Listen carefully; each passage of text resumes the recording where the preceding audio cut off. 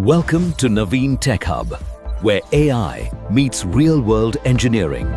If you've ever binged a show on Netflix or booked a weekend getaway on Airbnb, you've actually been interacting with the absolute powerhouse that is Amazon Web Services, or AWS, right? These massive global giants rely on AWS for its incredible scale and reliability. So in today's explainer, we are going to completely demystify the two foundational building blocks that make all of that cloud magic happen, EC2 and EBS. By the end of this, you're going to know exactly how to spin up your very own virtual servers and attach persistent, heavy-duty storage to them, just like the pros do. Let's get into it. Okay, so here is our roadmap for the explainer. First, we've got the cloud foundation. Second, launching your EC2 instance. Third, creating and attaching EBS. Fourth, resizing volumes on the fly. And finally, number 5, best practices and troubleshooting. All right, let's dive into this. Starting off with section 1, the cloud foundation. Before we jump into the AWS console and start clicking around, we really need to establish what these acronyms actually do in the real world. Think about a standard laptop. You've got the processor and the RAM doing all the active thinking, right? And then you have the hard drive, which physically stores all your files even after you shut the lid. In the AWS cloud, EC2, which stands for Elastic Compute Cloud, well, that's your active brain. It gives you your virtual CPU and memory. But EC2 on its own is kind of fleeting. If you terminate the instance, the local data is just gone. And that is exactly where EBS, or Elastic Block Store, steps in. EBS is your persistent block storage. It acts literally like a physical hard drive you'd plug into that cloud server. The key takeaway here is persistence. Your data is safely stored even if the EC2 instance it's attached to gets stopped or totally terminated. Moving right along to section 2, launching your EC2 instance.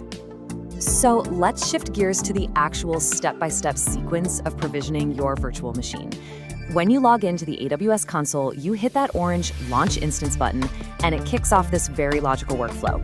Step 1, you select your AMI, or Amazon Machine Image. Think of this as your OS template, maybe a fresh install of Ubuntu or Amazon Linux. Then, step 2, you scroll down to pick your instance type. This dictates your raw compute power. A T2 Micro or Small is usually perfect for basic testing. Now, step 3 is absolutely crucial. You need to create a key pair. This is the cryptographic key that actually lets you securely SSH into your server later. You definitely don't want to skip that. Finally, step 4, down in the network settings, you configure your security group. Essentially, this is your virtual firewall. You have to explicitly tell it to allow inbound traffic, like opening up port 22 for that secure SSH access, or port 80 if you're deciding to host a web server. Section 3, creating and attaching EBS. Okay, so our compute brain is up and running. Now we need to figure out how to attach its long-term memory. AWS gives you a few different flavors of virtual hard drives, and picking the right one is pretty important for both your performance and your wallet. For everyday standard workloads, you're almost always going to go with general-purpose SSDs, like GP2 or GP3. They just offer a really great balance of cost and speed. But let's say you're running a massive, high-transaction database. Well, then you'd want to bump up to the IO1 or IO2 provisioned IOPS volumes. Those guarantee crazy fast input and output speeds. On the flip side, if you're just hoarding terabytes of cold backup data or log files where speed really isn't a priority, the ST1 or SC1 hard disk drive options give you huge capacity for a fraction of the cost. Now, here is the absolute golden rule you have to remember. AWS data centers are physically split up into distinct locations known as availability zones, or AZs. When you spin up a new EBS volume, it absolutely must reside in the exact same availability zone as your EC2 instance, no exceptions. So, for example, if your instance is running over in US East 1A, your EBS volume has to be built in US East 1A. If you accidentally build it in US East 1B, they just won't be able to connect. It's like trying to plug a cable into a wall socket that's in a completely different building. Let's walk through what this workflow actually looks like in the console. Over in your EC2 dashboard, look at the left-hand navigation pane. Scroll down and hit Volumes. Then, hit that bright orange Create Volume button in the top right. You'll select your volume type in the size in gigabytes, and, remember our golden rule, double-check that the availability zone perfectly matches your running instance. Once it's created, the state will flip to Available. To connect it, just select that new volume, click the Actions drop-down, choose Attach Volume, and find your instance on the list. Boom! You basically just hot-swapped a brand new hard drive into a running server. But what if you prefer typing over clicking? Well, this exact same multi-step process can be done with a single line of code using the AWS Command Line Interface, or CLI. You can literally just bypass the console entirely. With this one command, AWS EC2 create volume, you specify the GP3 type, set it to 100 gigabytes, and drop it into US East 1A all at once.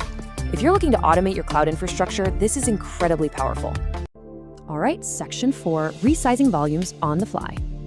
So imagine it's 6 months down the line. Your application is a huge hit, traffic is through the roof, and suddenly you're out of storage space. This brings us to the absolute magic of elastic volumes. In the old days, expanding a server's hard drive meant a whole weekend of painful backups, scheduled downtime, and manual hardware swaps. Well, elastic volumes completely changed the game here. This feature lets you dynamically increase your volume size, dial up the IOPS performance, or even completely change the volume type from a basic SSD to a high-performance one. And the best part? You can do all of this while the volume is actively in use, zero downtime. Before you get too carried away, though, there's one major hard and fast limitation you've got to memorize. You can increase your volume size, but you absolutely cannot decrease it. Unfortunately, AWS doesn't have a magical shrink ray for your data. If you go ahead and provision a massive 500 gigabyte drive and then realize you only actually needed 50, well, you can't just slide the dial backwards to save some money. Shrinking a volume introduces a huge risk of data corruption, so AWS just flat out blocks it. The best practice?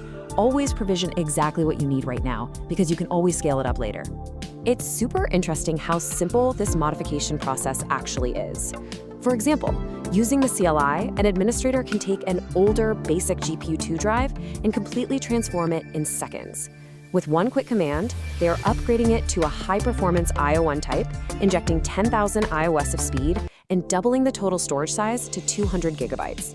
When you fire off that command, AWS replies with a JSON output. You'll notice the modification state shows up as modifying. Behind the scenes, the volume goes through a very specific lifecycle. First, it enters the modifying state, then it moves into the optimizing state where that new performance actually starts to ramp up, and finally, it hits complete. And remember, your users don't notice a thing. They can keep using the application the entire time. Now, there is a critical final step here that honestly trips up a ton of beginners. Once you tell AWS to give you a larger drive, the operating system running inside your EC2 instance doesn't magically know how to use that empty space yet. Step 1 was the AWS modification we just did. Step 2, you actually have to SSH into your server. Step 3, run the lsblock command just to verify that Linux actually sees the bigger disk. And finally, step 4, you have to manually extend the file system partition using OS-level commands like xsfs growfs or resize2fs. Only after you do that will your server actually be able to use the new space. Section 5, Best Practices and Troubleshooting. To wrap things up, let's talk about safety mechanisms, backups, and a few pitfalls you might run into. Here's a really important technical caveat. If you're trying to modify a volume's size or type, it cannot be a volume that's currently initializing from a snapshot restoration. See, when you restore a backup from S3, the data blocks are pulled down lazily, meaning they load in the background as you try to access them. You simply have to wait for that initialization process to completely finish before you can play around with elastic volumes. All right, here are the essential storage habits you really need to live by. First up, double and triple check your delete on termination settings. By default, the root volume that gets attached when you launch a brand new instance is set to delete itself if the instance is terminated. Trust me, you do not want to experience the sheer panic of accidentally wiping out a production database just because someone forgot to uncheck a single box. It happens. Second, use point-in-time snapshots to back up your EBS volumes to S3. Even better, automate the whole thing using the Data Lifecycle Manager so you don't even have to think about it. If you're using those high-end IO1 or IO2 volumes, you can leverage multi-attach to connect one volume to multiple instances simultaneously. Just make sure you balance the load.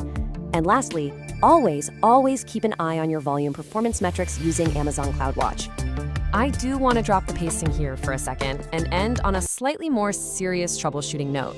Every once in a while, underlying hardware glitches can cause an EBS volume to become impaired. When that happens, AWS automatically suspends input/output operations just to protect your data. Now, you do have the option to manually force that I/O to resume right from the console, but doing that carries a very real risk. Forcibly re-enabling suspended I/O could result in the permanent loss of any write operations that were pending when it got suspended. So please, always make sure you have recent snapshots backed up before you try any aggressive troubleshooting. And there you have it. We made it. You now have a really solid grasp on the vital differences between EC2 compute and EBS storage. You know exactly how to launch them, link them together, resize them on the fly without downtime, and keep everything secure. Honestly, mastering these two services gives you the foundation to build virtually anything in the cloud, whether that's a personal blog or the next massive streaming app. So, here's my challenge to you. Log into your AWS console today, spin up a test instance, poke around, and start practicing the steps we covered here. Thank you so much for joining me for this explainer, and I seriously can't wait to see what you build. See you next time.